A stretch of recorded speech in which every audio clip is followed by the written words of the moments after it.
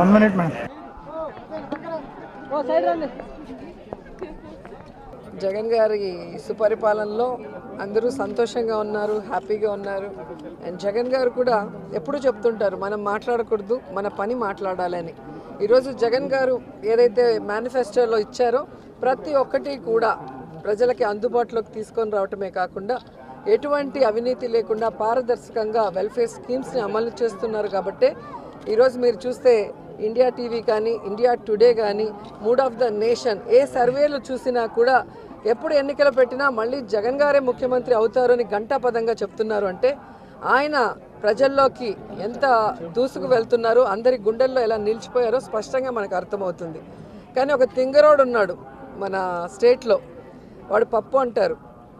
ఆయన మాట్లాడుతున్నాడు, జగన్ గారు ఏదైనా ఓపెనింగ్లు చేస్తే పరిశ్రమల్ని అవి మేము తెచ్చినవే అంటాడు. ప్రెస్ మీట్ పెట్టి అసలు పరిశ్రమలే రావట్లేదు, జగన్ గారిని చూసి అందరూ పారిపోతున్నారు అంటున్నాడు. అసలు వీళ్ళు మాట్లాడే మాటలు అన్నీ కాంట్రవర్సీగా, కాంట్రడిక్షన్గా ఉంటాయి, ఏది కూడా నమ్మే విధంగా ఉండదు.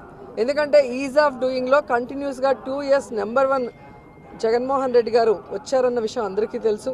అలాగే మొన్ననే మీకు చూస్తే ఏ విధంగా ఏటీసీ కంపెనీ భూమి పూజ జరిగిందో వాళ్ళే స్వయంగా చెప్పడం జరిగింది. టైర్ల కంపెనీ వాళ్ళు, జగన్మోహన్ రెడ్డి గారి ప్రభుత్వం చాలా ఫ్రెండ్లీగా, చాలా సపోర్టివ్గా ఉంది, మాలాంటి పారిశ్రామికవేత్తలకి ఇక్కడికి రావాలి అని చెప్పి అందరికీ అనిపించే విధంగా ఉందని వాళ్ళు చెప్పడమే కాకుండా ఈరోజు అంబానీ లాంటి వాళ్ళు, అదానీ లాంటి వాళ్ళు, అపాచీ ఇలా పెద్ద పెద్ద కంపెనీస్ అన్నీ కూడా మన ఏపీకి వచ్చి పరిశ్రమలు పెడుతుంటే ఈ తింగిరోడికి కళ్ళు కనిపించకపోతే ఎక్కడైనా ఐ హాస్పిటల్లో చూపించుకుంటే బెటర్ అని నేను అనుకుంటున్నాను.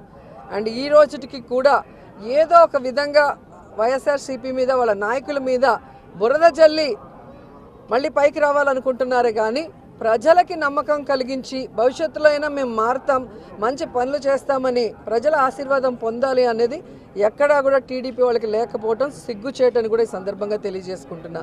ఎందుకంటే చంద్రబాబు నాయుడు 14 సంవత్సరాలు ముఖ్యమంత్రిగా ఉండి ఏ ఒక్క సంక్షేమ పథకం కూడా తన బ్రెయిన్లో నుంచి వచ్చిందని నేను అడుగుతున్నా.